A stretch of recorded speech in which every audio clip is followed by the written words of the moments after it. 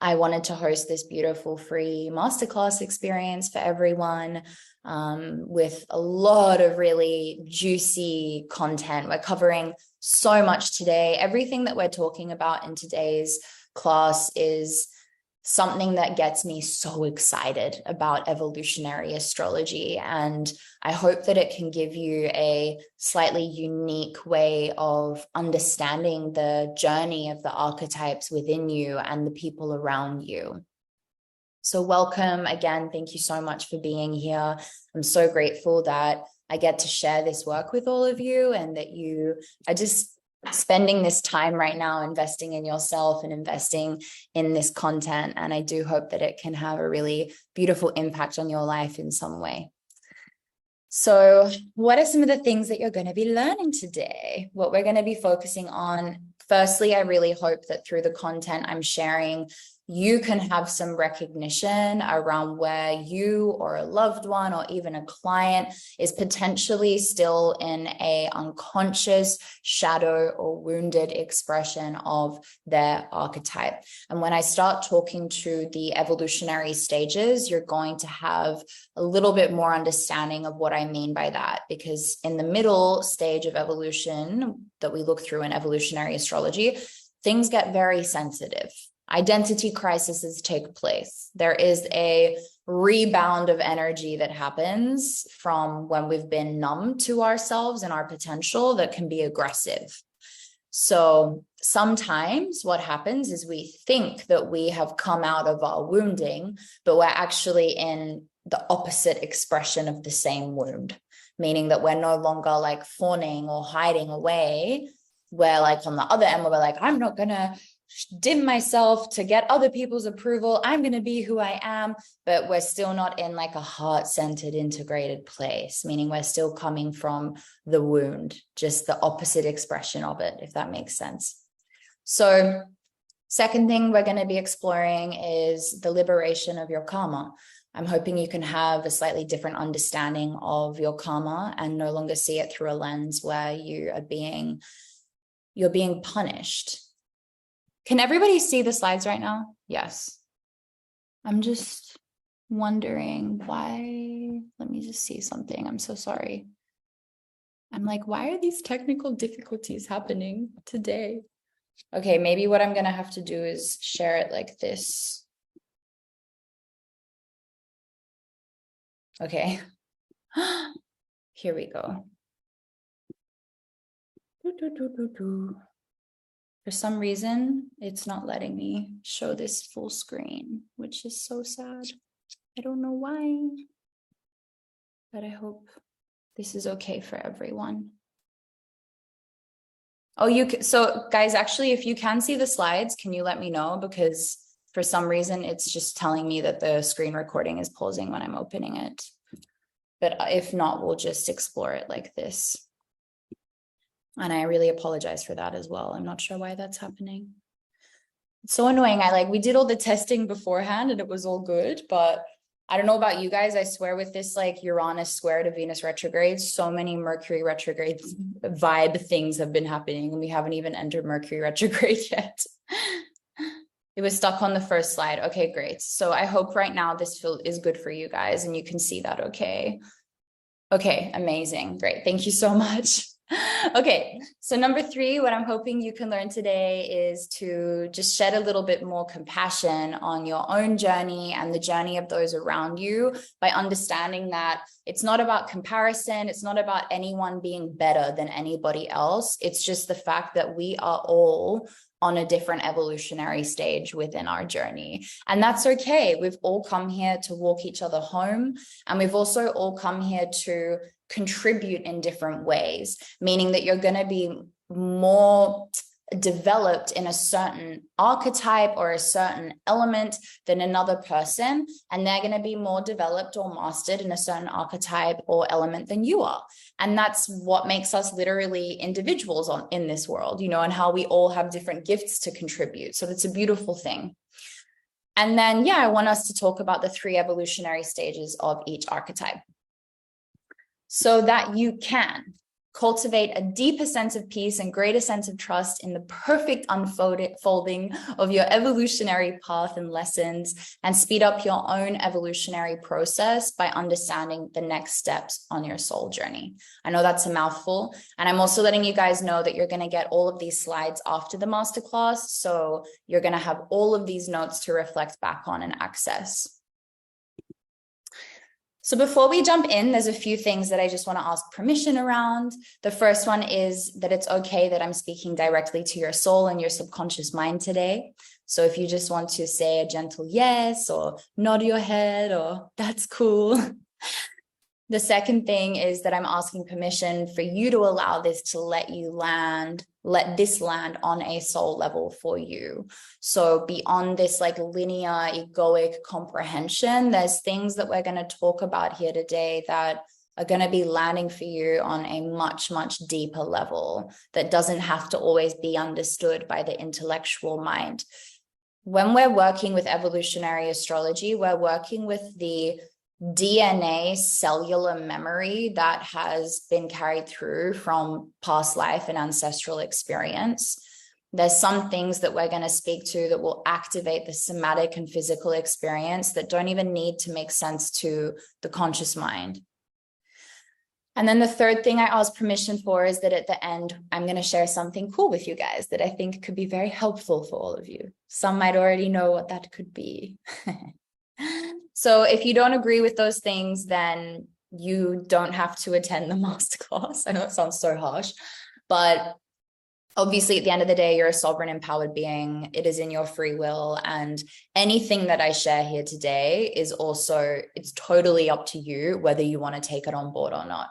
So there's nothing that I'm saying here today that's like God's law or the ultimate truth. Just see how it sits with you and how it feels for you. That's 100% the most important thing. So for those that know me or don't know me, my name is Daisy. I'm just going to introduce myself for anyone who's new in the community or has witnessed the evolution of my career so far and is like, where is this woman currently at? So my name's Daisy, and I support star quality women in the reclamation of their unique essence and expression. I don't just work solely with women, but more so with feminine identifying beings. And I just want to see you getting celebrated and fully paid for being in your natural gift set. I believe that the most difficult thing about being where you're at right now is feeling like you have come into recognition of your potential and your brilliance. And there's this voice within that's like, there is more for me here, but you don't have a framework of how to bring that to life. You're aware that you're here to pave a different path and in many ways to be a leader in your own unique way. But there's this sense of like, I haven't seen anyone do this before because you're doing it in your own way, which is the most beautiful and special thing. And that's what I get really excited about. So let's just take a moment to arrive here and breathe. I'm going to take us through a brief energy clearing just to get our energy settled, especially after those technical difficulties at the beginning. My Virgo sun does not like that. So let's just settle all of our energy. So I'm going to invite you, if you feel comfortable, to just close down your eyes and just bring your awareness within. And if you don't feel like closing your eyes today, that's totally fine. You can find something in the space that you're in that brings you a sense of beauty, of peace and calm, tranquility. And if your eyes are already closed, bringing your awareness to a part of the body that right now feels neutral or peaceful or relaxed. And just starting to breathe in through your nose and out through your mouth.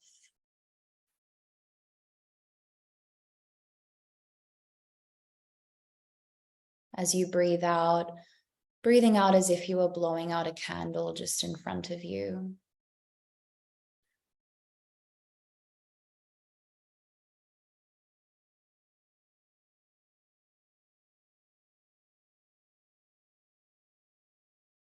And right here, right now, intentionally calling back all of your power and your energy back to your solar plexus chakra across all timelines, lifetimes, and dimensions.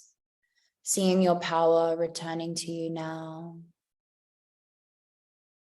Breathing into that. And let's do a few rounds of sounding the word Voo to help calm and regulate the nervous system. Whether you've just woken up or you've already had a busy day, let's just bring some peace into your body. So breathing in, and on the exhale,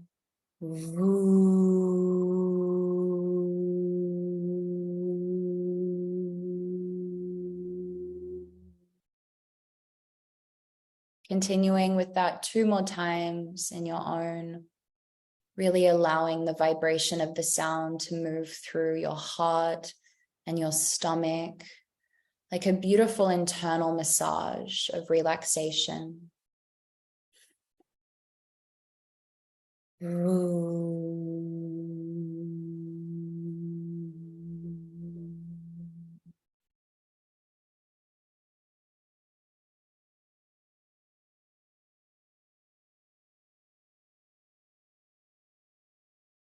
So connecting in here with whether you like to work with Archangel Michael, or maybe you don't like to work with any helper beings, so you can just call upon your higher self, your pure connection back to self, whatever feels comfortable for you.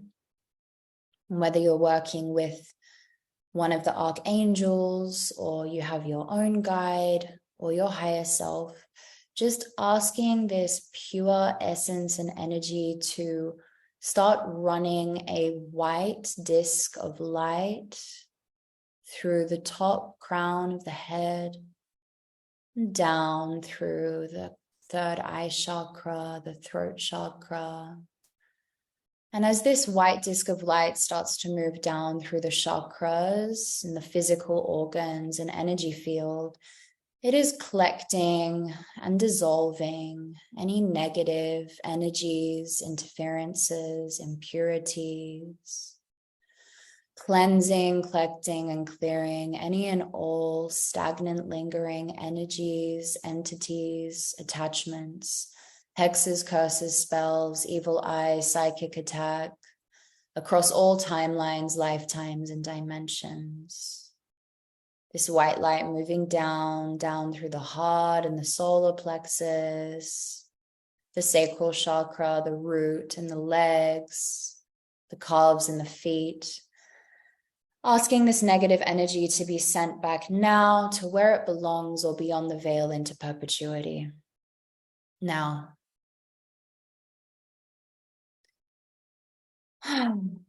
And now seeing a beautiful white and blue veil of light wrapping around you, your chakras, your organs, your energy bodies, protecting you, a shield of protection, holding and encompassing the purity of your essence.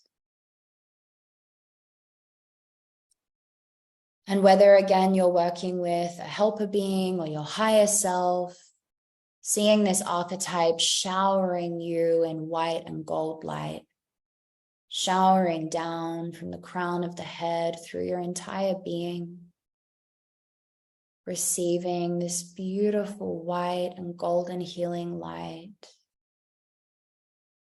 as it fills your cells with joy and love, abundance, pleasure, overflow. Beautiful. And just taking another nice deep breath here.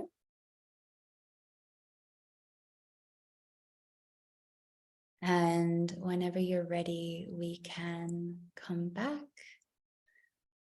If you need to take a drink of water,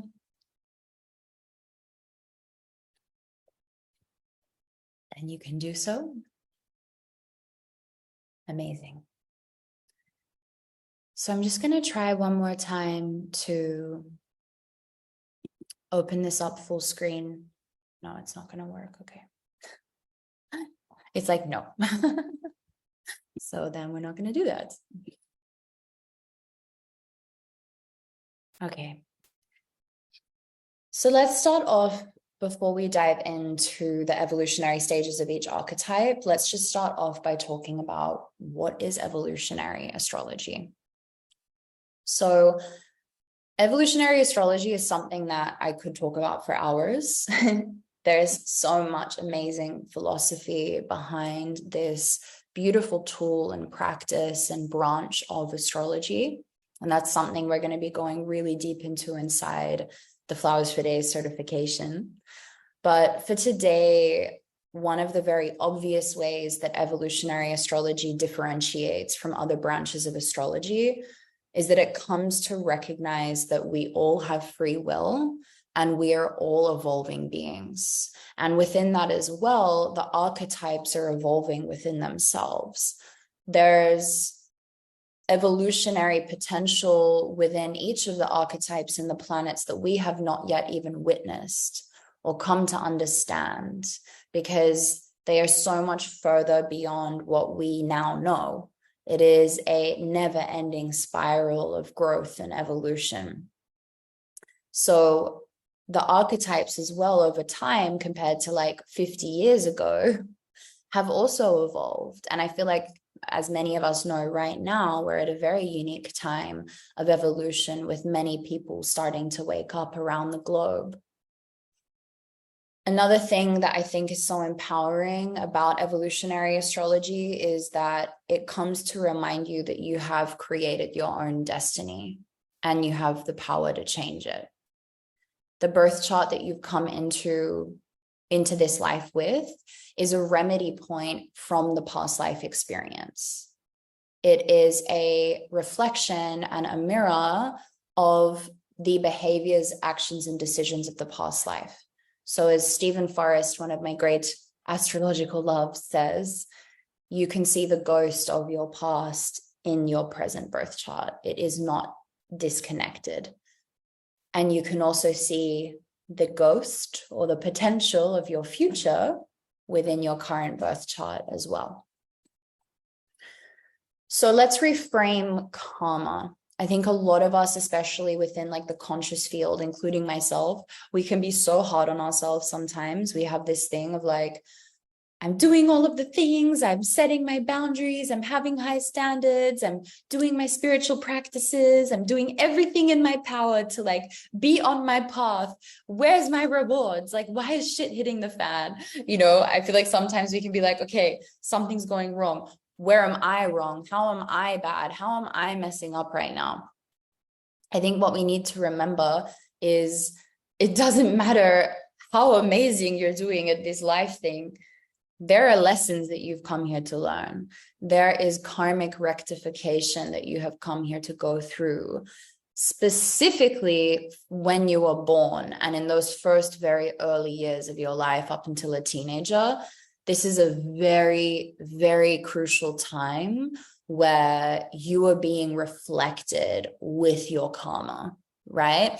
And that's something that for me was very liberating to learn, because I think if you don't take that perspective, you can look at events that happened when you were a child and just think, there's something wrong with me, or like, this world is a messed up place, or I deserve this, or I must be a bad human being, or I'm deserving of rejection and abandonment and all of those things. It's like, no, actually, you have incarnated with soul beliefs of the past lifetimes from your experiences in the past. And those soul beliefs are reflected back to you from a very young age. And in more of like self-development terms, that's where we're working with like self-worth. Because there's also, in my opinion, like a self-worth of the soul that moves beyond this linear timeline itself. And that's why when we go through some like really big catalyzing events, you need to remember that some of those events are so much greater. The rectification and purging that is taking place within those events is so much greater than what you are experiencing in front of you right now, right? And I think a really obvious way we can explain that is in relationships, when you're going through like a really hard breakup, or I don't know, you have someone in your life that you have the most literal soulmate connection. You're like, I know we've had past lives together. And there's that element of, this is so much bigger than what is in front of me right now. There is a soul belief, there is a karmic patterning that is a match for this person. Also, because we reincarnate in soul groups, but that's another conversation. As to why this is happening in my life right now. I think, again, that can be like such a liberating thing, because when I wasn't even meant to be talking about this today, but we're going there now. It's like, when some of these really big events happen and we are behaving in very irrational ways, that is when you know someone has hit their karmic trigger. So when you've had experiences in your life with people where they are fucking losing the plot, excuse my language, but not sorry, and their behavior is beyond rational. Like, you're like, where is this is not a normal behavior for this person. Like, where is this coming from? When you've seen yourself or someone else close to you just completely overtaken by a dynamic or situation in their life, where you feel like there's this veil between you and them, and you're trying to talk to them, they have hit a karmic trigger point. I just think that's also important to talk about. I get excited about that as well. It's like, I think when you hit a karmic trigger point, it's like one of those things where, to like a normal average person, it wouldn't floor them the same way as when this one person who, like, that's their karmic lesson, when it hits them, it's like flooring them, you know? So in evolutionary astrology, another really awesome thing that we work with is the evolutionary stages of consciousness. Again, this is like another huge conversation within itself, and it's something that we will go very deep within in my certification, because there's a lot to talk about. And again, this is where we start to understand that when it comes to working with a natal chart, there is just so many filters and lenses of perception to work with, you know? So let's just break it down in the most, you know, introductory way, if you're getting like your first kiss for this work. But each of these stages has 3 levels within them, like 3 stages within them. So we've got 3 stages with 3 substages in each, and we're not going to talk about the substages today. But the 3 evolutionary stages that we're working with is the consensus stage, the individuated stage, and the spiritualized stage. So the consensus stage is the majority of human population. When Jeffrey Wolf Green, one of my teachers, was talking about it, he said it's about 75% of the population. TBH, I'd probably say today, it's probably the same, to be honest, because the thing about a consensus is it's whatever's normal. So it doesn't even matter if someone's spiritual. It doesn't matter if someone does yoga. They can still be in a consensus state of consciousness. Whatever has kind of become a little bit more normal, a little bit more comfortable, something that people can more easily like try on and move into, that is consensus. The consensus state of consciousness does not think for itself. It is fed what media gives to it. It is fed what religion gives to it. The consensus feeds itself with things that diminishes its own power and ability to think for itself. And it's very easy. It's very easy to be in a consensus state of consciousness.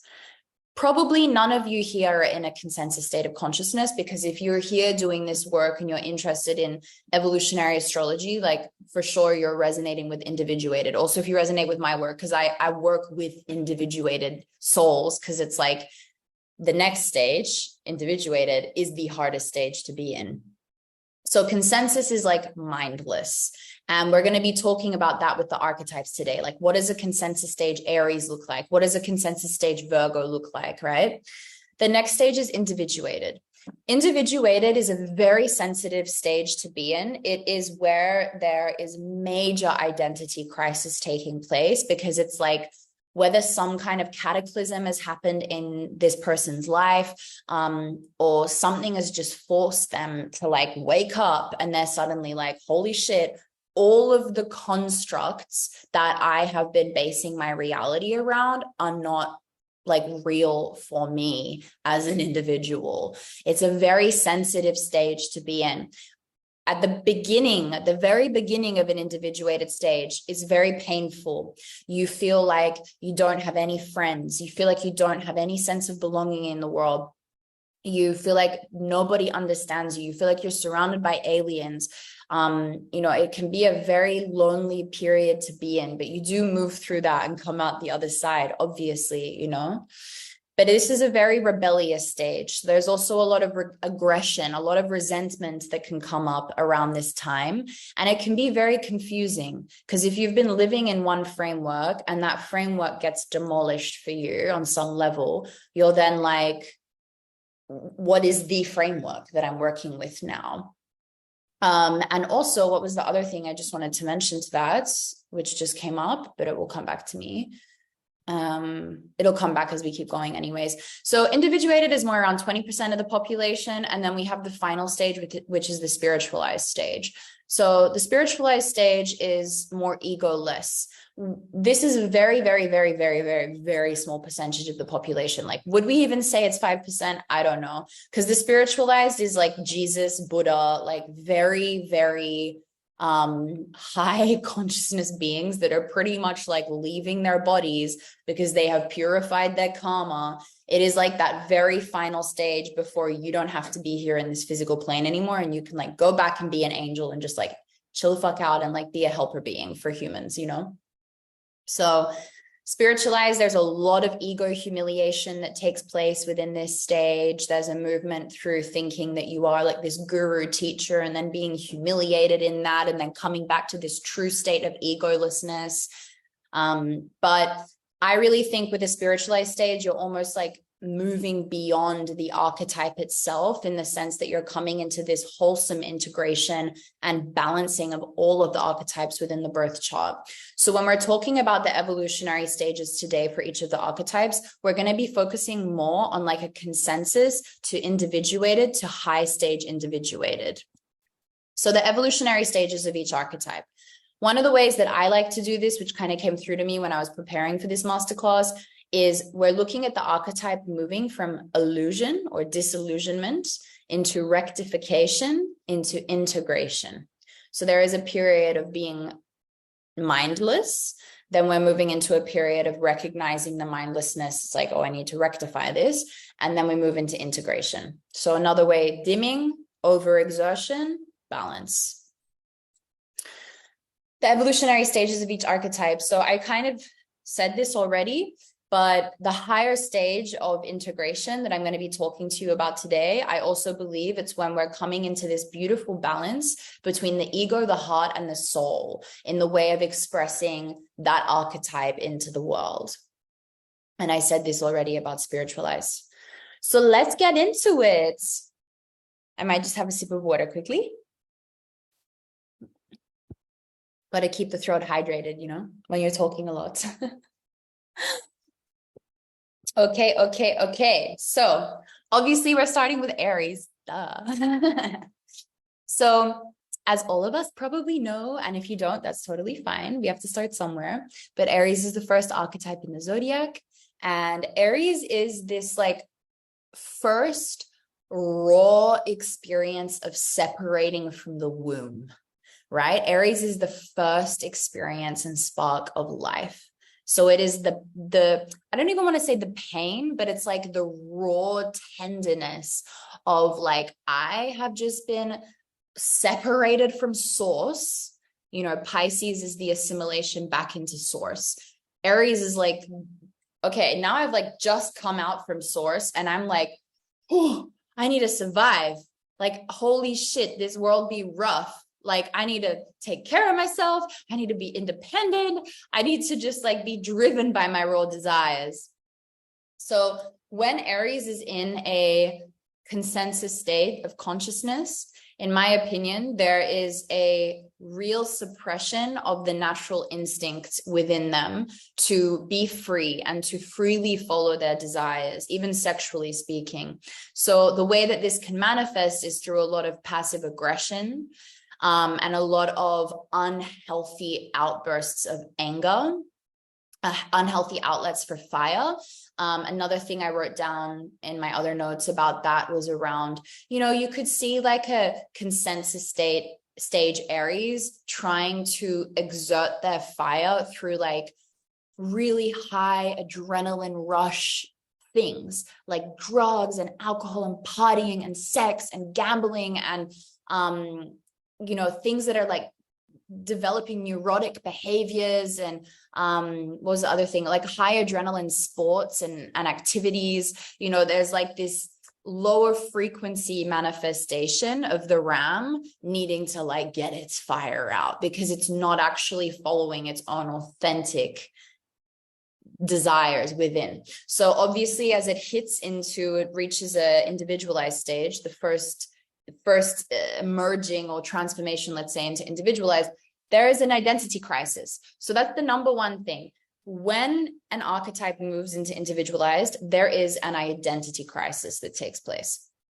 So of course, for Aries, it's an identity crisis around how they have not been honoring their true authentic desire nature, their true authentic sexuality and motivations. And within that can lead to an overexertion of aggression and independence and defensiveness, because Aries is very heroic. It's very courageous. And it's like, holy shit, I've been numbing myself, like literally fuck everyone. I'm not going to hide away anymore. I'm 100% being authentic to myself. The beautiful thing about Aries is I'm going to be honest, like there are some archetypes within the zodiac that's easier for this archetype to individuate. I'm not saying that archetype is individuated. Like that's for sure not. Even Aquarius, we can meet very consensus state Aquarians, right? But there's some archetypes where it can be easier because there is just this like draw within them. And you have to remember that whatever you've come in with, nothing is better than anything else. Your soul has chosen that for a reason. That's very, very important to remember, okay? Because just because it's easier maybe for an archetype to be thrown into its evolution doesn't mean it's an easy experience for the individual. It's not, right? Some of us have come back to chill a little bit more. So then, of course, once Aries moves through this time of like really hyper independence, it starts to realize, oh my God, I don't have any friends. No one really wants to hang out with me. I'm super selfish. And it's like driving people away. And so now it's learning how to genuinely balance its own experience with the experience of the other. And how to utilize its natural fire, its natural leadership qualities and heroicism and assertion and radical honesty for the betterment of humanity. So then we move to Taurus, right? I said here, the evolutionary intention of Taurus is very much around somatic intelligence, patience, slowing down. It might sound funny that I use the word simmering, but I was thinking about it and I really do think like Taurus is the archetype of simmering into something, like marinating, like, oh, this smells delicious. I'm just going to sit here and smell this right now. Like that's it. It's simplification. So obviously a consensus stage Taurus is very, very stubborn when it comes to the way of doing things, the routine. I eat this on Mondays and this on Tuesdays and this on Wednesdays. That's like a very basic example, but there is a lot of unhealthy attachment to the material plane. And one is allowing the material attachments to overtake its own internal sense of security and stability. So when Taurus is pushed or chooses to enter into an individualized stage, it has to go through a purging of material attachment. It has to actually learn through insecurity of external stability. So external insecurity to actually find internal security. So that could mean for someone that they actually have to go through a period of letting go of money or having money taken in a way, or some other kind of like physical thing that they've been holding on to, because they are needing to learn, like, no, as a Taurus, you've come back to master somatic intelligence. And from that place, you then master genuine abundance. So as we move into a higher stage of evolution with Taurus, the individual is learning, and then that's when we're always looking to the polarity, right, of Scorpio, to embody spirit with the physical, and from that place create the most beautiful experiences for itself, for other people, like harnessing that Venetian frequency of beauty that is born out of not having unhealthy attachment to material items and to outcomes, okay? Because Taurus can be very controlling. Even though it's like very chill, Taurus can get, when it comes to the things it doesn't want to budge on, it's like the bull comes out, you know? So really then moving into a space of being led by the power of its somatic intelligence and wisdom. I'm just going to check the comments. Amazing. So Gemini, the evolutionary intention of Gemini, any soul that comes back in with a dominance of this energy, is like a need for intellectual breadth, open-mindedness, change, fresh energy. A consensus stage Gemini spreads itself so thin that it's almost avoiding its own inherent brilliance and power. It's like regurgitating mindless information and reading this book and not finishing and putting that book, like reading this book over there and going and talking to this person and then regurgitating what they did. It's like just frazzled all over the place. And I think that it's because they're actually afraid of their own inherent power and the power of their mind, because Gemini, ruled by Mercury, has a really, really, really, really powerful intellect. And if you look at it through that lens, it's like the mind is so strong that it's really hard for this archetype to figure out how to work with it. Like Gemini's like, I don't know how to deal with how strong my mind is. Like, it's so busy. It needs all of this stimulation all the time.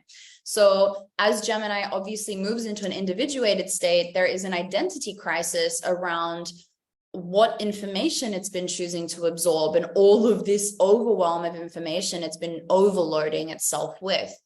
There's a need to, with the Sagittarius polarity point, start to integrate this element of devotion and of intuition with the information that, I'm just going to put Picasso down, that is spinning for Gemini. So finally, as Gemini is moving into this highest stage of consciousness, the integration of intuition and knowledge has taken place.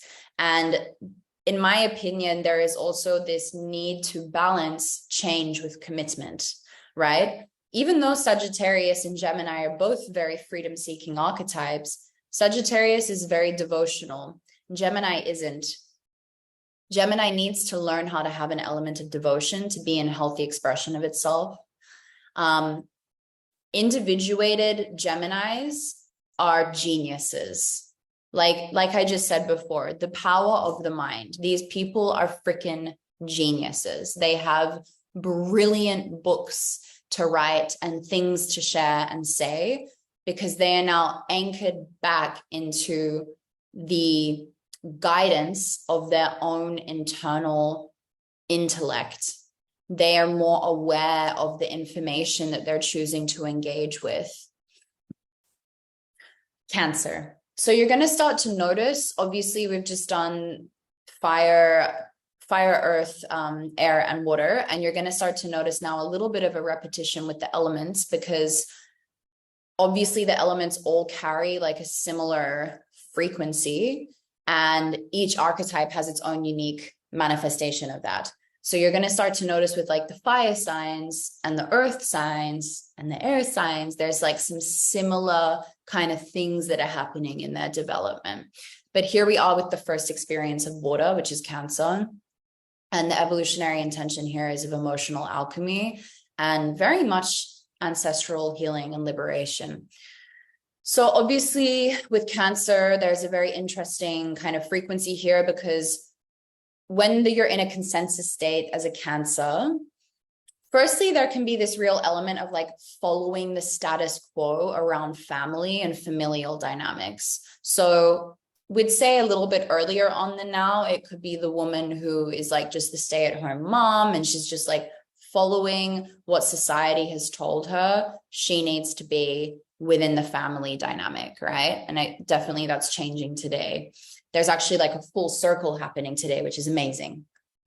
But with Cancer, especially for men, like male identified cancers or individuals that were programmed and conditioned as male growing up, there can be a real emotional shutdown and numbing, because you have to understand Cancer is the biggest capacity to feel emotion.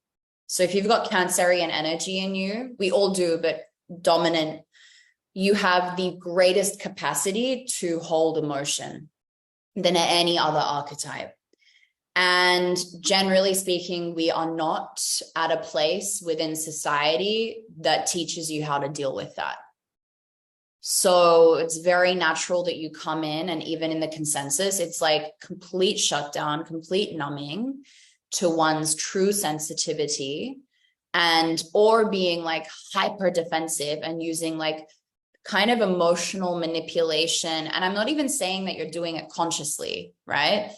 I'm not saying that. Like, we're all as children learn how to manipulate, but with Cancer, there can be this unconscious emotional manipulation to feel secure, emotionally secure. And they develop very unhealthy, this is like Taurus, but with emotions, emotional dependencies to stay in control and stay regulated. But as they come into an individuated stage, they realize like that's not authentic. Like, these attachments that I've created are not keeping me regulated. They are keeping me in anxiety. They are keeping me completely out of touch with my own inner power. So when a Cancer moves into individuation, it is the challenging of all of the ancestral emotional memories that they've had from childhood, and all of the imprints that they've had from other family members around them, and the dynamics within the family. They're starting to question everything.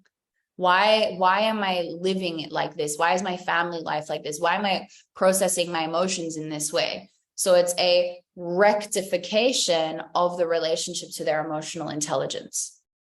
And then the highest stage individuated is when the Cancer comes to a place where they can now channel their divine gift set of nurturing and care to better the collective, to give a greater purpose back to the world, to also be an integration with the Capricorn polarity point. A big one for Cancer is knowing how to have healthy internal boundaries to reactivity and taking things too personally.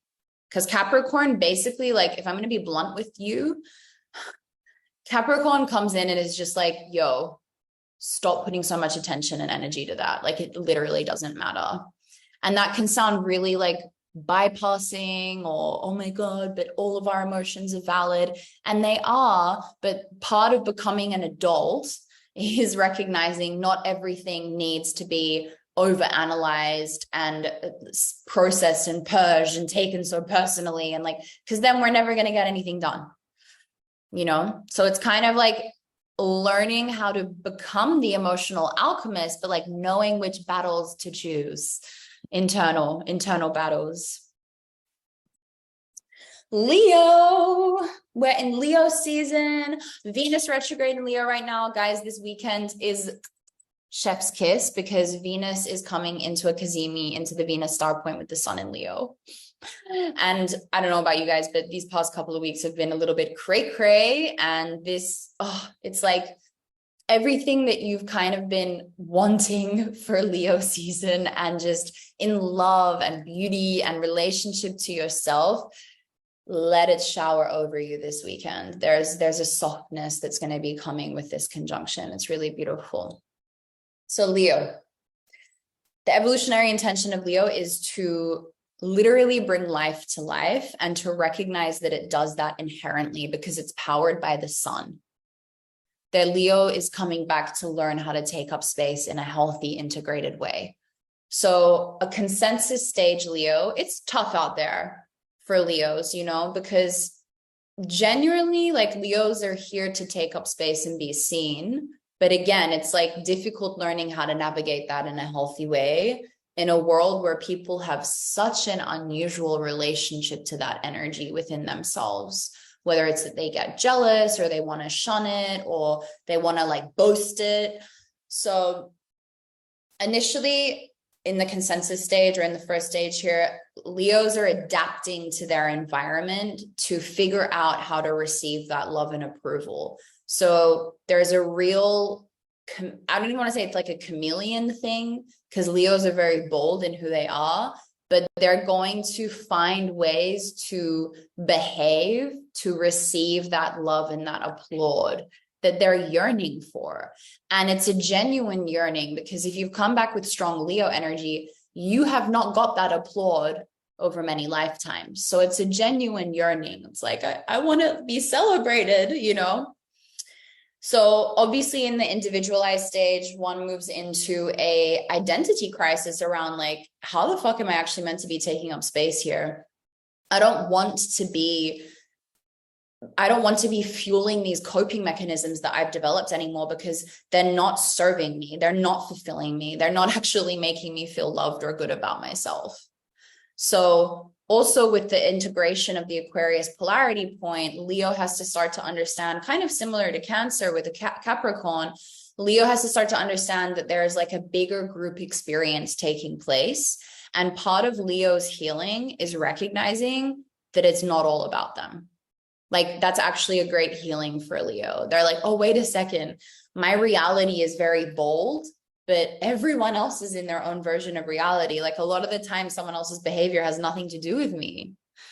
So as Leo moves into a further stage of evolution, there's an understanding of like, I am life force, life source itself. I don't need anyone else to reflect back to me the fact that I am life.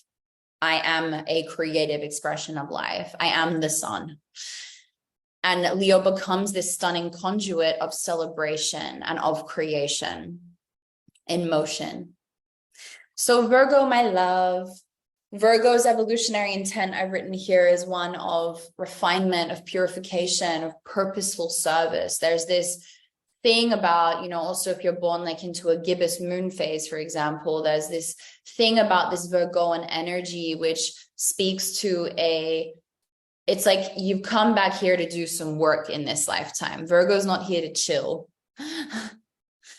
So what's really interesting about Virgo, and it comes up a bit with Capricorn, is there's this real like shame stuff.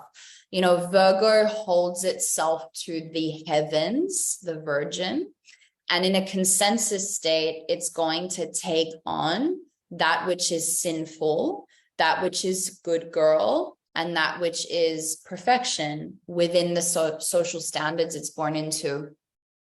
And there's going to be a lot of control and a lot of self-punishment within their behavior to have to fit those standards. So you can imagine when Virgo moves into an individuated state, they become so fucked off about this. They're like, nah, like they become so rebellious but it's really scary, obviously, because Virgo only functions by having a standard to hold itself to. So when they reject this previous framework, Virgo is like, I don't know what I'm meant to hold myself to anymore. And that is a genuine identity crisis, because that gives Virgo its purpose. So there's a big process of recreating its own heaven and its own, what's another word for standards, but standards that it wants to keep moving and working towards. Virgo is always wanting to work towards something. So there's this real reclamation that takes place in individuation of its body and of sexuality and a purging of shame. And then finally, Virgo moves into this stunning place where, you know, Virgo is like the sacred geometrical goddess and genius. She's come to understand the patterns of nature, also within our own bodies and our health systems, within our physicality, to become the hands-on, like practical healer. Balancing with the integration of Pisces, discrimination and unconditional love.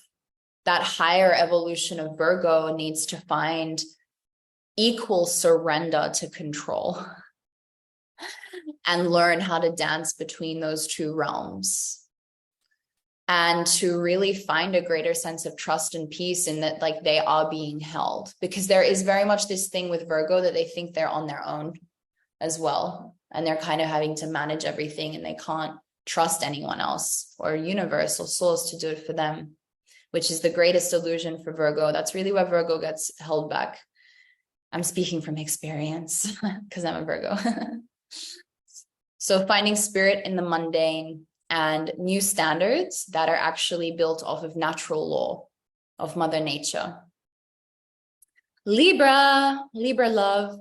So now we've hit the number 7 within the zodiac. So now we're moving into the second half of the zodiac. We're moving into the second half of the polarities, right?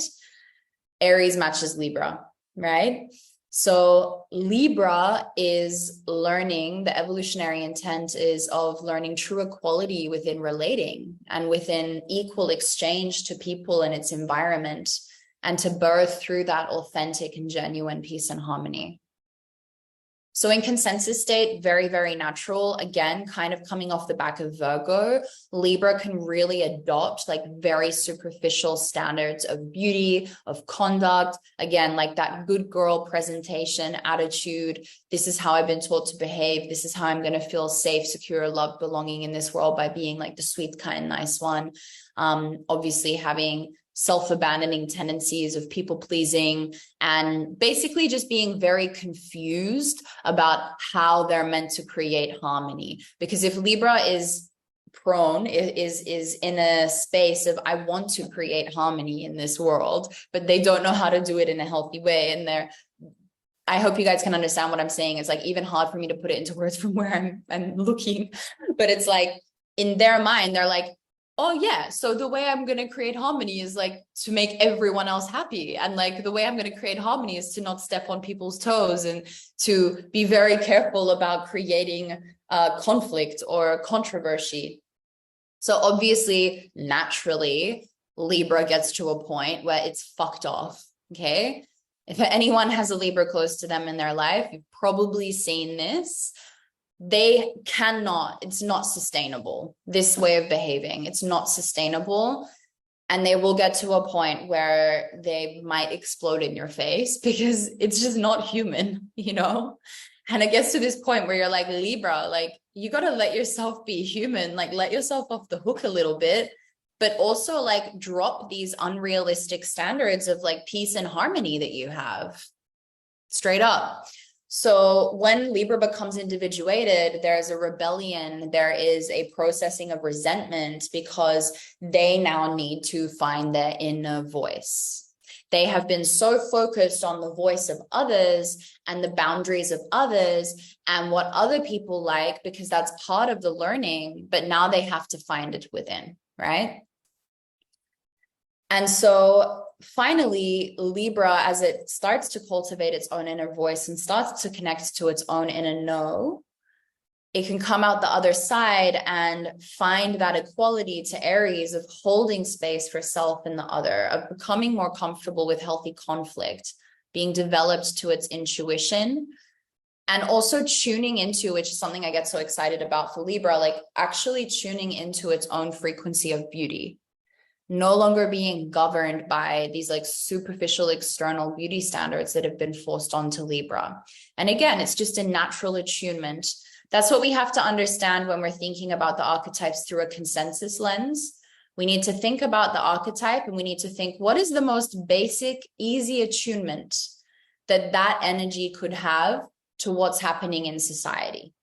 If Libra is an archetype of beauty, it will attune to whatever it's being shown beauty is in it by society and its environment, right?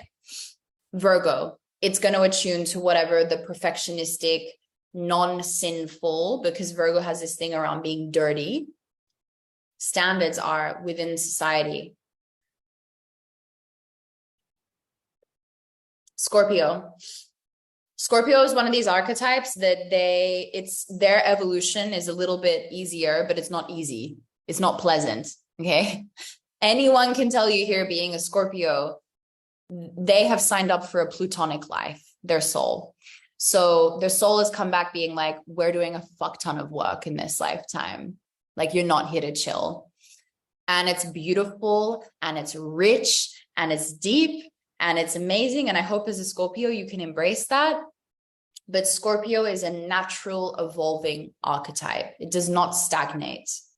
And that's because it's ruled by Pluto.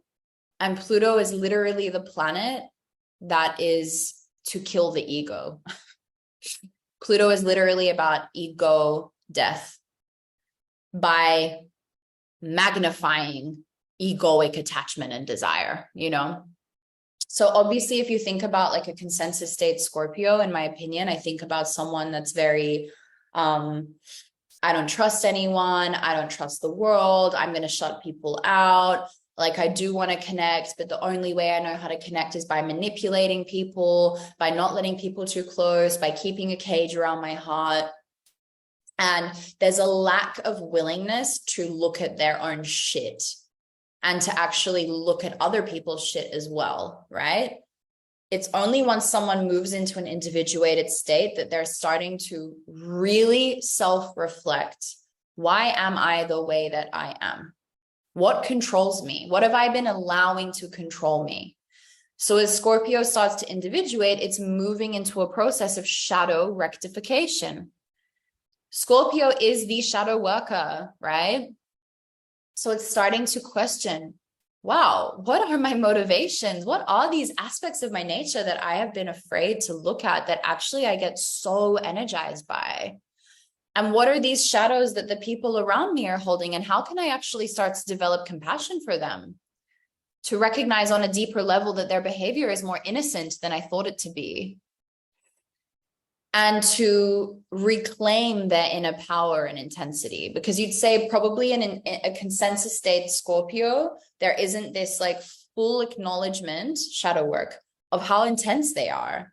And so it comes out in like really leaky, controlling ways. And then as the archetype continues to evolve, they become the shadow worker for the collective, an incredible conduit of transformation, of holding space to that which we are afraid to look at. That's the gift of Scorpio, purging egoic excess and honoring the power and the necessity for them of vulnerability. So for me, a really integrated Scorpio knows how to be authentically vulnerable in a non-manipulative way. And they're not coming from this place of like, I'm giving my power away. Because when you really understand vulnerability, you're not giving your power away. The way that you're giving your power away is by through an illusionary lens, thinking that you need to have someone else power over someone else to be in power. That is illusionary power. So Sagittarius for me, I love talking about it because it makes so much sense. Obviously Sagittarius is the truth and freedom seeker. That's the evolutionary intention. There is a breaking away that comes with this archetype. Obviously, Sagittarius in the consensus is very much related to religion and dogma. So a consensus state Sag is going to be more prone to regurgitating very strong opinions and truths in their mind that they have been taught from the religion that they are abiding by or the environment they've grown up in. But you know, Sagittarius can really have this thing of forcing their truth onto others. And if you don't agree with me, you are wrong. That's like this shadow Sag thing. They can be so identified with what their truth is that when they individuate, they will have a massive identity crisis around everything they have thought to be true. Sagittarius's life purpose is truth. So when its truth is shattered, it is the worst identity crisis a Sagittarius could go through, because they are literally so devoted, so dedicated to that truth that when someone comes and questions that, or not when someone comes and questions it, but when some kind of catalyst happens where then they are challenged in that. Picasso.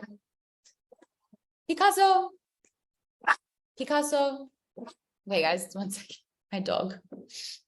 He's he's a double, triple, quadruple Sagittarius actually. So there's some people walking outside. So he's being the protective Sagittarius in his false truth, because he doesn't need to protect me right now. But yeah, isn't that crazy? Because I got a dog to travel with me and I got a quadruple Sag. It was not planned. Anyways, back to what I was saying. So from that point, they're learning how to listen to other people and to cultivate a new truth that in its higher evolution is born again out of natural law. In evolutionary astrology, like Jeffrey Wolf Greene always says, how Sagittarius is the archetype of natural law. That's it in its like higher evolutionary potential, right? And they start to connect to truth in a way where they recognize everyone is existing in their own version of reality. And that's another fire energy thing, right? We've kind of seen that energy with Aries, with Leo, and now with Sag. And a big one there as well is like, anytime a Sagittarius becomes overly identified with a truth or a belief, you are going to get floored. You're not meant to. So the universe comes in and is like, and it's usually coming in through a really annoying Gemini. And I'm not saying Geminis are annoying. I'm just saying to the Sagittarius, it's going to come through a Gemini that's like, why is that your truth? Like they're just going to say something to you where you're going to be like, damn it. You know, because Gemini loves, that's the point. That's Sagittarius and Gemini, the polarity. Gemini comes in and is like, I'm going to show you why that's not true. Like, I'm going to annoy you to make you realize that is not true.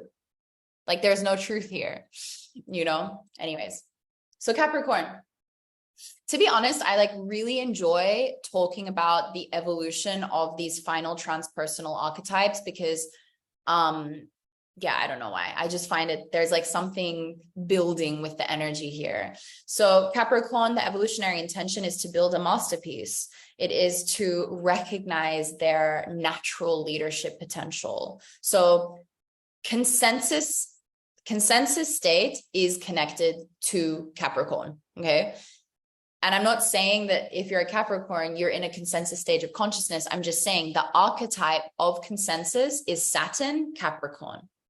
The archetype of individuated is Uranus, Aquarius. And the archetype of spiritualized is Neptune, Pisces, right? So it is very normal. I mean, you've seen, guys, all those memes where people say, oh, I was talking about astrology. I don't know what the meme says, but it's like, I'm talking about astrology. And then someone says like, I don't believe in astrology. And I asked them, are you a Capricorn? And they said, yeah. You know, like there's so many memes about Capricorns don't believe in astrology kind of thing, which is obviously bullshit. But it's well known, like Capricorns are, again, their natural programming is the law and structure. And again, I'm not saying if you're a Capricorn, that's how you are. Okay. I'm talking about the archetype in its purity. But there is this natural pressure that Capricorn puts on its shoulders because it's here to build something, to create something. And in the consensus state, it's usually building something for someone else. And there's this real attachment to its reputation and how people see it, because Capricorn is here to have like a strong standing within society. Like people are here to know Capricorn, you know, not in like a famous way necessarily, but in a way where like, wow, this is a person of leadership. However, in the consensus, there's just a real emotional shutdown and suppression. And it's like this very hard, dense, like, it's just I'm getting up, I'm going to work, don't question anything. Just don't question anything. It's like, this is what I'm doing day in, day out kind of thing. And I'm working towards my retirement fund when I am 70 years old and I can go traveling at 70.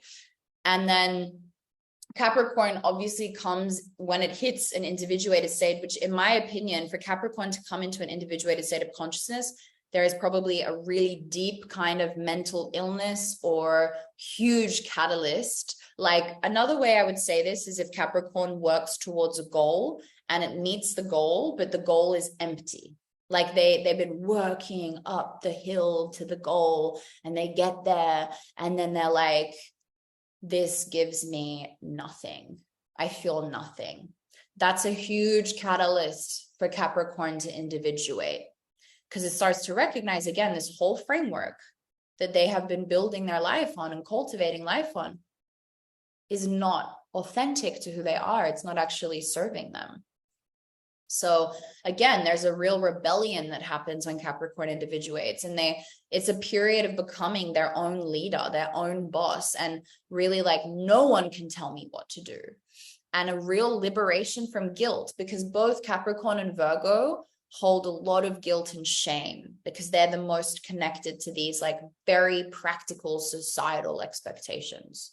Virgos is more dirty with sexuality.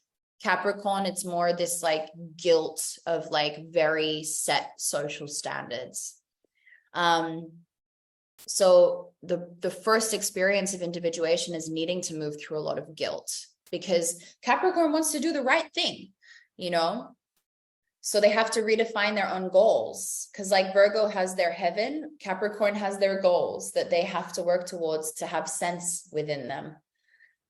So finally, they come to a point with the integration of Cancer where they're integrating their inner reality, their internal emotional needs with external responsibility. And they're using their inherent gift set to hold people. Capricorn is a holder. This energy, you have the capacity to hold a lot, but you need to hold the right thing for you. But you are here to hold a lot of people, projects, goals, visions. Like, you are a holder of potential and of people, and you're a guider, right? But you need to obviously be doing it in the way that's right for you. But I just, that's something that came through for me when I was creating these slides. I was just like, Capricorn is a holder. It holds. It has a capacity to hold in a way that not other archetypes do. I hope everyone's going well. I'm just going to have a little sip of water, and I'm just looking at the comments. Cool. Okay. So Aquarius. So like I was saying before, even though the individuated state of consciousness is connected to Uranus and Aquarius, it doesn't mean that Aquarians are individuated. This is actually how I came up with the idea of this masterclass, because I was tuning into like my work and what I do and why I do what I do. And I have an Aquarius moon. And I was thinking about my own journey of evolution, having an Aquarius moon. And I was thinking like, yeah, it's this process of definitely starting off trying to fit in and disconnecting from your differences and really thinking there's something wrong with you because you don't fit in. You know, if you have an Aquarius moon or sun, you do not fit in. You're not meant to fit in. And you're trying and you're doing everything you can to fit in and feel a sense of belonging, and you don't. And so you're thinking, there is something wrong with me. And some people can go their whole life as an Aquarius doing everything. I remember I was working in yachting actually, and there was this guy and he was an Aquarius. And I said to him like, oh my God, like you know, Aquarius, you've got like that alien consciousness. And he got so offended. Like, he just got so offended. He's like, I'm not like an alien. I'm normal.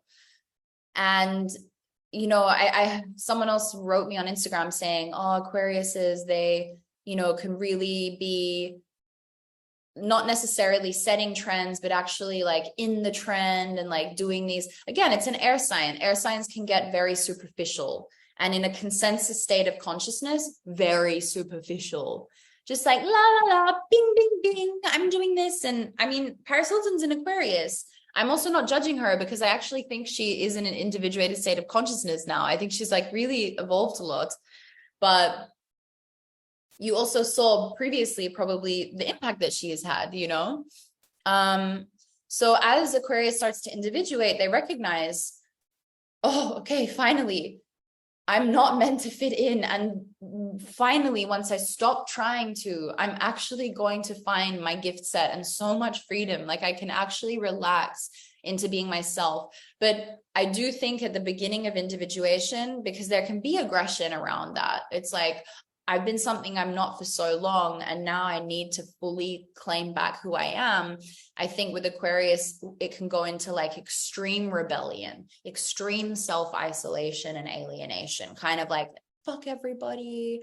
Like, also this energy, which I saw in myself, also with the Sag ascendant, which is very like, almost like this shock effect kind of thing. Like, yeah, oh, you feel uncomfortable around me? Like I definitely in my early 20s was like this so much, like, oh, that makes you feel uncomfortable because I'm different. Well, I'm going to turn it up then. And like, I don't give a fuck what you think about me. Like, but that's coming from a wounded place, obviously, because then when I learned about the next stage in my evolutionary journey, I was like, wait a second, that behavior was still coming from my wounding. Like I was still coming from a place of I don't belong.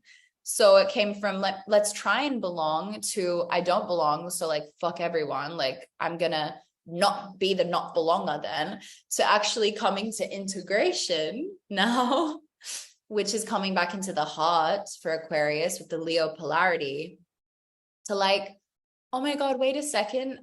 I do want to feel loved in this world, and I do want to have community and tribe, but I know the only way I can do that is by being a magnet to those people who match my frequency.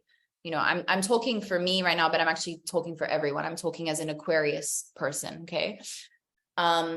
So that's when Aquarius recognizes like, oh, I actually can use my individuality to be a pillar of vision for the community, to actually support everyone. It's where we find individuality having a positive effect on the collective, not this individualist way of like each for their own. It's actually like, no, we all get to be our own unique expression and complement one another. So then moving to Pisces. Pisces, the intention of Pisces is this essence of being a bridge for spirit, this dissolution of ego, this returning. I always say it's very hard being a Pisces in a human body because you've got an ego and you're having to deal with this physical experience. And that's like the literal opposite of Piscean energy, right?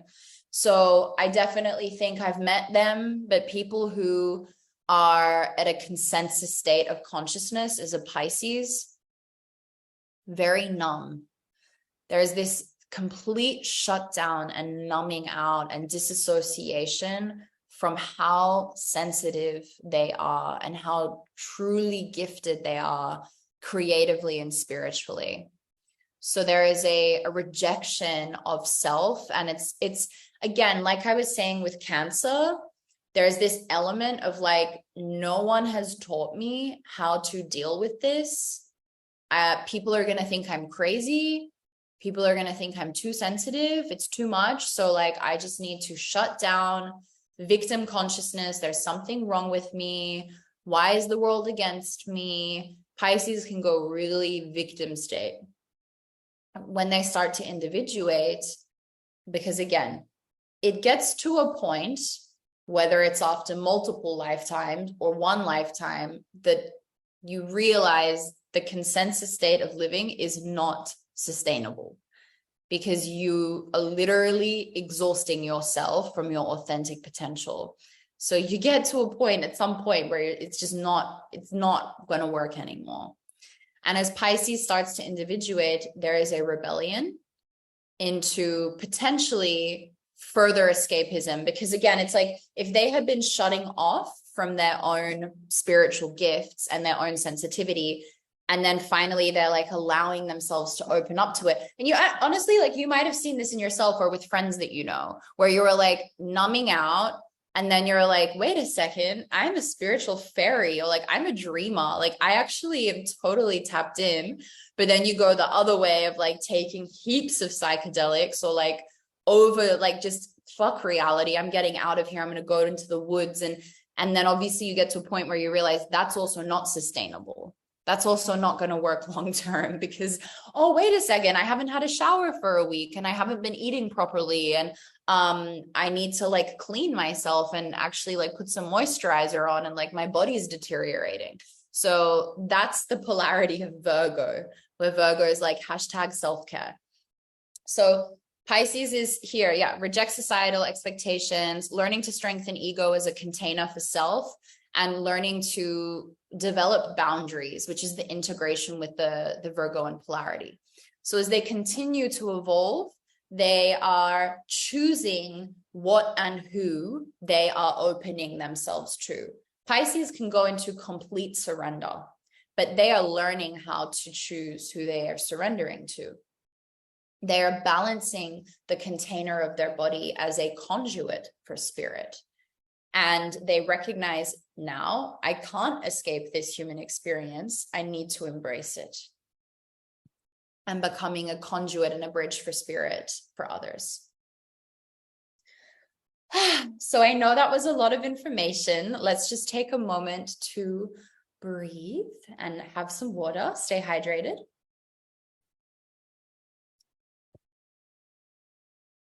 So let's just take 3 big deep breaths here together just to refresh our energy.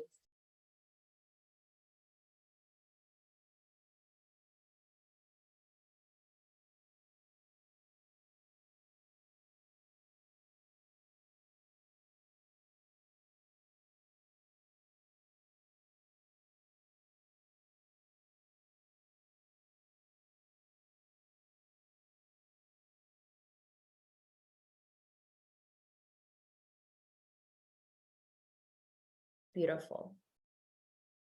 So I would love to share with you something really special now, and then we're going to go into a bit of a Q&A. For the Q&A, it's my intention that you please only ask questions that are resonant to the content of the class. So please don't ask anything like personal to your birth chart, just because we want to be respectful to everyone here. So yeah, anything specific to what we spoke about today would be great, please.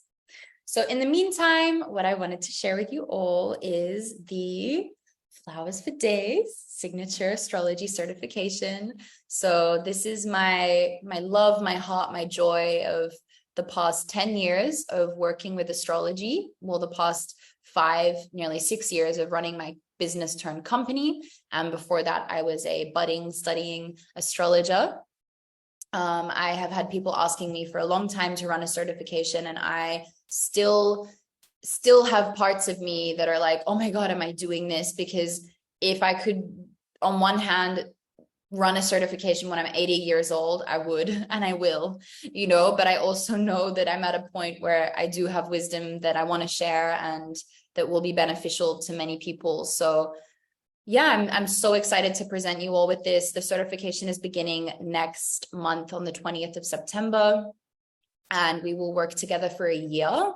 There's 2 levels involved. So firstly, what's really cool about the certification is the first level is setting you up completely with all the foundational knowledge of interpreting a birth chart. It's my intention that after the end of the first 6 months, you can already start earning money giving basic chart readings. So you can already start earning money back from what you're investing in the certification. And then level 2, which I call mission specialist, this is where I'm bringing in myself along with other really amazing guest speakers and teachers who are going to be teaching in their zones of genius, where I can start branching out and introducing you to other modes and forms of interpretation with evolutionary astrology, where you can start to fill into for yourself what you feel most excited by and connected to. I was thinking about it today. It's like we go to different doctors to heal different health issues and ailments. It's the same, like you're going to go to different astrologers because they're going to have different techniques that they can help you and support you with, Mine is very much connected to the karmic signatures in the chart, but there's so many more things that are so exciting to work with and to support people in. Something that I think is very unique about this certification is that I'm not just teaching you and certifying you as your own unique evolutionary astrologer, meaning that it's very important to me that you develop your own voice. I don't want you sounding like anyone else. You know, I don't want you to feel like you're having to regurgitate information. This is about you learning and developing a very intuitive and embodied relationship to the archetypes, so that you actually don't feel like you ever need to even read a book again. I obviously want you to. I want you to keep learning. I never want you to stop. But once you really have an embodiment of this language, like that is with you for life. And then I'm also moving on and bringing in amazing guest speakers and facilitators to support within the realm of conscious client facilitation. So this is with hypnosis, breath work, trauma-informed, just get Picasso here. He wants to join. Trauma-informed facilitation. We're going to prepare you as the most empowered, confident, conscious space holder for your clients. Because obviously, like, you guys might go through a certification and you come out the other side and you're like, I'm so fucking scared to hold client sessions. Like, I'm scared to start working with clients. So I actually want to prepare you. So you're like, let's go. I'm ready for this. And then I'm also teaching you business. So like I said, by the end of the first level, I already want you given readings, and you don't have to be, but I want you to be. And by the second, I want you ready to be hosting your own programs, retreats, workshops. Like, let's go. Let's not snooze on this. I want you living your own best, brilliant life ASAP, Rocky. So who's this for? The certification is already filling up.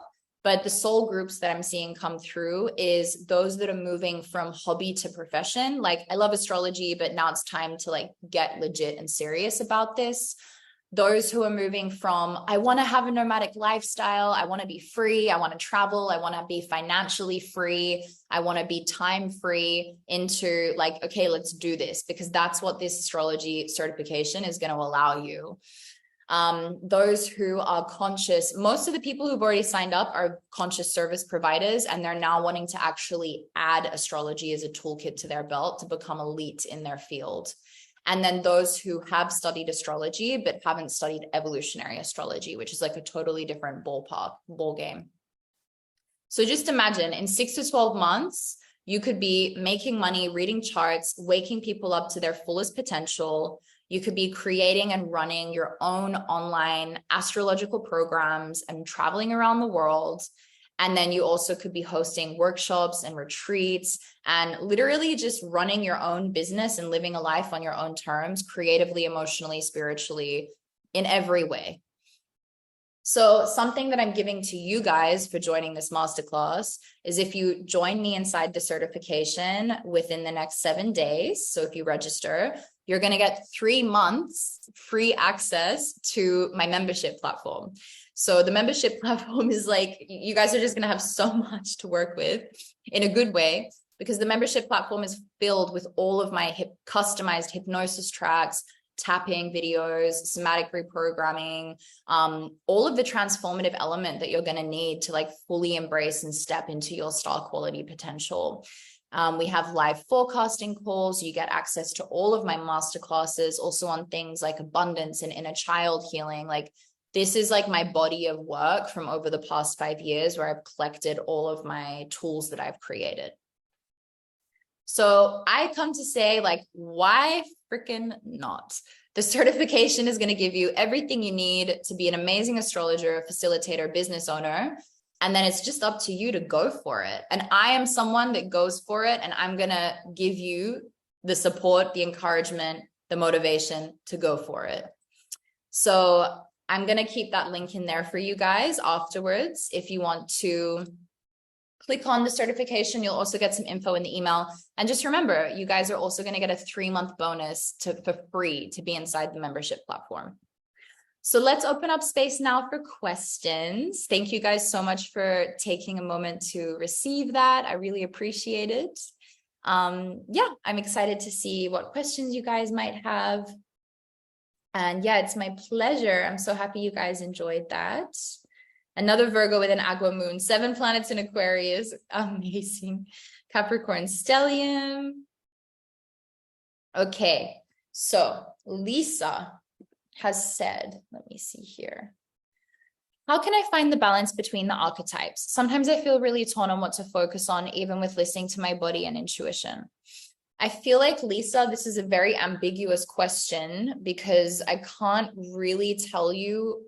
You're going to have to be like a tiny bit more specific as to which archetype you're talking about, because otherwise it's like very specific to each polarity. So you're welcome to tell me if you're thinking of like one archetype, because that's going to apply to multiple people inside the call.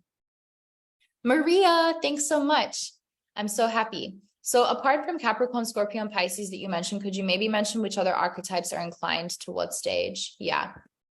So it's not necessarily that, like I was saying, it's not necessarily that they're like inclined. It's just that, in my opinion, Scorpio is 100% signed up for like the most abrasive evolutionary experience, because the wiring of this energy is that it has to always be confronted with egoic attachment, shame, and fear. Like it's just, it like Scorpio, it's like a magnet to it. It just has to go there. Like it can't avoid it, you know? So there's like a natural thing inside of Scorpio that has to go there.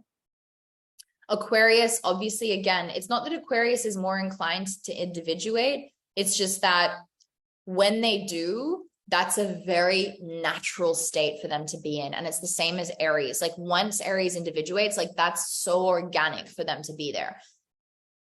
Taurus, not so much, right? Taurus is like, I want to chill. Like, I don't really want to change. Life's good. Like, let's just keep it going how it's going. You know, an individuated state, for example, Taurus, that's like scary for Taurus. It's a lot, you know, it's scary for anyone, but for Taurus is like, do I really need to do this? I don't want to do this, you know? So I don't really think I can necessarily give like what stages the other archetypes are inclined to, because I don't think it necessarily works like that. Like I was saying, obviously we've got Pisces, which is when Pisces is in its like true organic essence and experience, it is spiritualized because Pisces is one consciousness. But it's very hard to get there when you're in a human body with an ego, right? Can people move back and forth between consensus and individuated, or rather, yes. So specifically when you are in this three level, it's not like levels, but, you know, 3 levels of each stage, 100% you can move back and forth. I would say once you kind of start to individuate, I don't think there's any turning back, because there's this element of the veil dropping.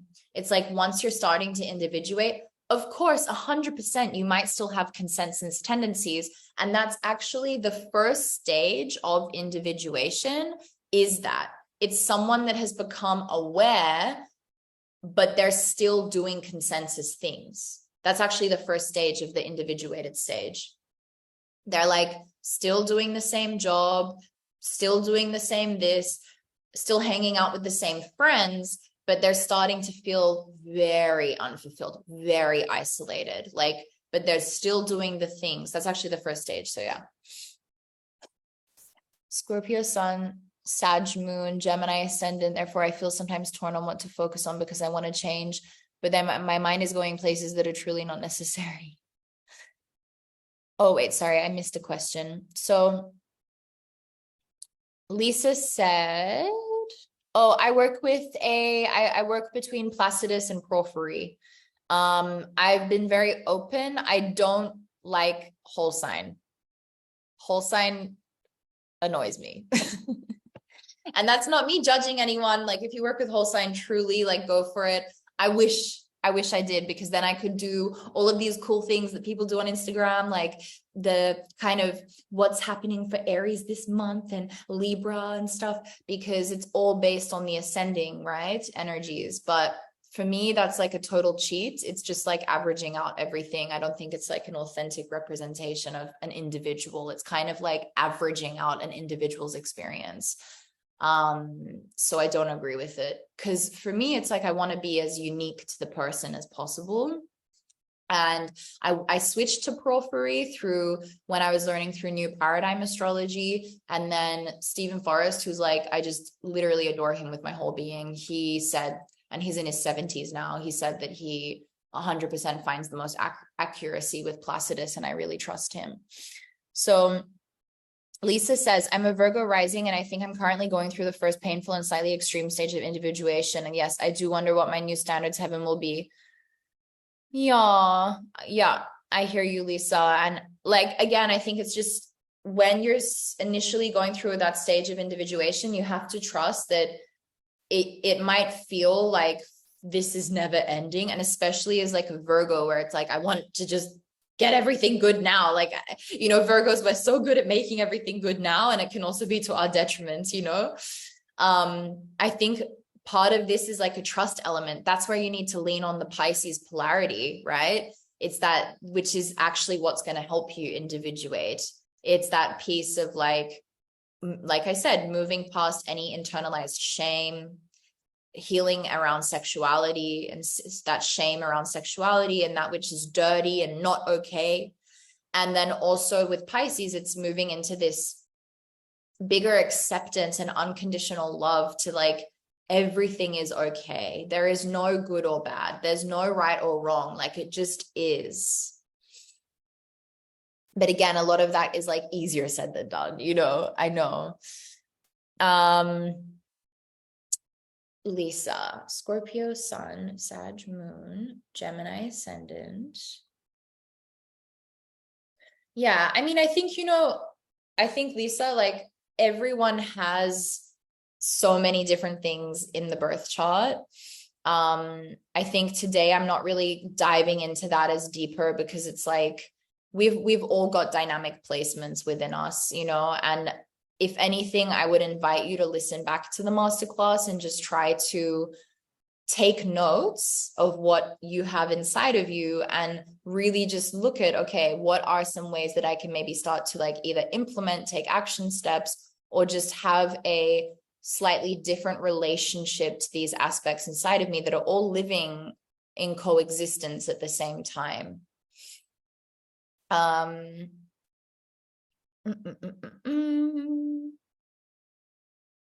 And it's not about necessarily being torn on what to focus on. It's like, these are all parts of you that are living out at the same time.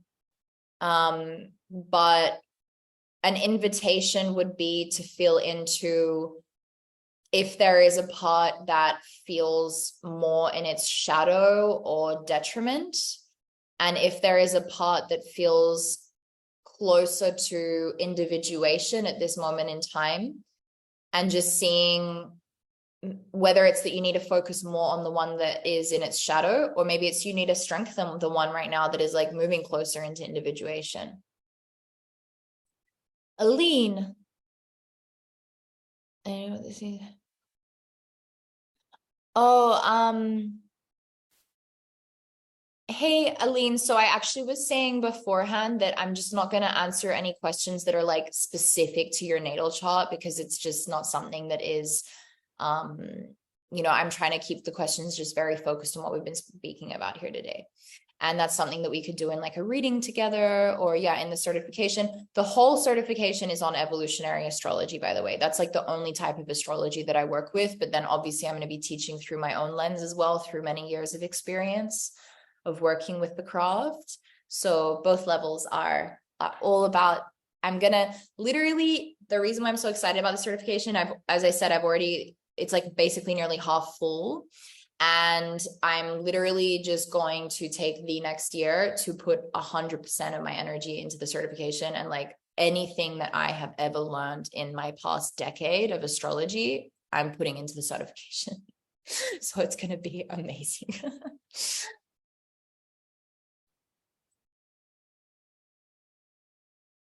Yeah. Okay. I'm in between choosing my freedom of quitting an 8-to-5 job and living a life full of freedom and sharing my knowledge. Yeah, again, I mean, this is a specific question to where you're at right now, but I'm sure it can resonate with some people as well where they're at. You know, I think, again, this is just like a very natural point that you get to in this process of self-reclamation. I would say that it's important to have, yeah, I'd say that it's just, you're going to get to a point where you're kind of feeling suffocated and you can't do it anymore, or some kind of cataclysm is going to take place. And that's going to be that you get fired or you get pushed out of the job in some way, or you're going to get to a point where you're just like, I literally can't do this anymore. Like I need to change something. And then it's going to be up to you to figure out like what that next step of change is going to be, you know, but the universe is always supporting your process of evolution. And if you already have this pull inside of you, things are moving to make that happen, whether it comes from an internal choice or some kind of external force.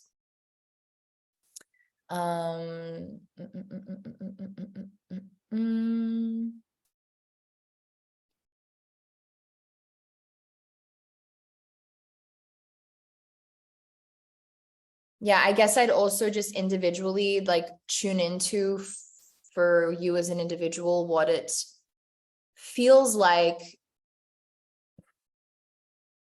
Like, I know this sounds a little bit cliche and we've all done this, but it's also something that you need to do regularly as well, as I've learned.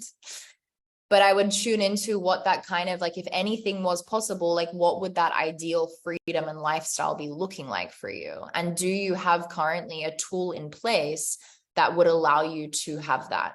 So I'd be really tuning into the desire around that and then getting realistic of like, okay, do I actually have a way to make this happen where I can feel supported in the process? That's important. In the evolutionary journey, does our sun, moon, rising sign or the predominant sign impact us most, or combination of both?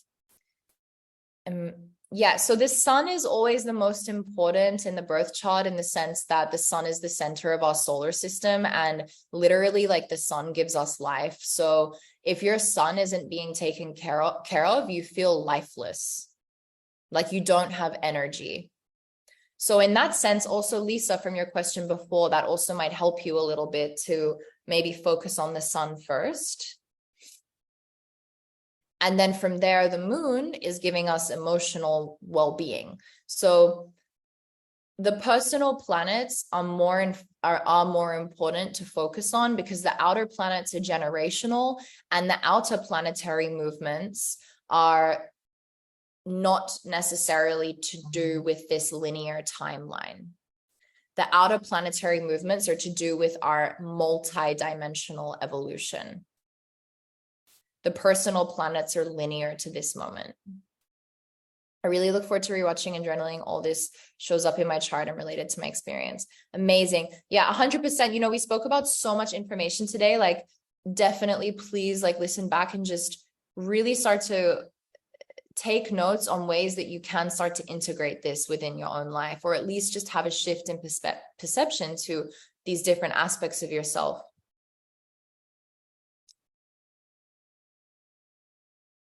Could you skip steps in the birth chart, meaning that someone is flip-flopping between? Yes. Do you mean, Serena, when the planets are squaring the nodes and you're talking about them being skipped steps? So in that sense, like when the planets are squaring the nodes in evolutionary astrology, we see that as something that was not integrated properly in the past life, and it's holding you back from moving forward in your evolution. So yeah, so skipped steps that's kind of different to what we're talking about today, actually. But yeah, skipped steps are definitely, well, those planetary bodies are important to focus on for integration to be able to move forward. It's a different story when Pluto is there, though, because there's karmically, this life is a lot more about reflecting your lessons rather than kind of moving forward. And I'm not saying that you can't move forward, but it's just a different story. In order to remind myself to drop shame, I chose a new mantra yesterday: nothing to prove, nothing to hide, nothing to justify. Oh, I love that. That's beautiful, Lisa. I love how we got so many Lisas in the group as well. And you know what? It's so funny you say that, Lisa, because I literally like gave myself a pep talk in the mirror before doing this live stream because I always get nervous, you know. And I was just like, I love you. I was like, you've got nothing to prove. You've got this. Just go and do what you love and like be happy doing what you love. And that's enough. So I love that we're ending. I love that we're ending the call with, I choose a new mantra: nothing to prove, nothing to hide, nothing to justify. I love it. And that's very much in the individuated stage for sure. yeah, I won't go too much longer about this, but like, I don't know, some subtle things that you'll notice when you're in an individuated stage of consciousness is you're starting to question things. There's just certain things that you don't take on board like you would have used to. Like there's certain things that you're seeing happening within the collective and the way people are talking about things where you're just kind of like, that would have used to have triggered me, but I don't know what to believe anymore. Like that's how I see it coming through me. I'm like, wow, that's a big thing to talk about. I don't even know if that's true. I don't even know if that's true anymore.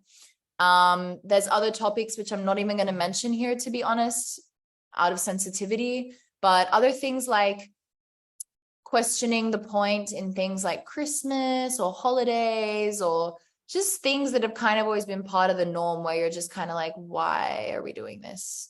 What's the purpose in this? Apart from making your own purpose, you know? Oh, good. I'm happy that, yeah, that's why it's good to talk about. It doesn't matter where you're at in your journey, you're going to get nervous. I always tell my clients, your insecurities will never go away. So just like do the thing with your fears and be honest about your fears and just make it happen. Okay, thank you so much, guys. I'm so sorry again for the technical difficulties at the beginning, and I'm sorry that we couldn't have this full screen. I'm gonna get my assistant to look into this, why that maybe was not working for us, but I'm just so grateful. Thank you for letting me share this wisdom with all of you. It's always such a pleasure, and I hope to see you somewhere on the interweb soon or inside the Flowers for Days certification. I'd love to teach you, support you, hold you in that space over the next year together.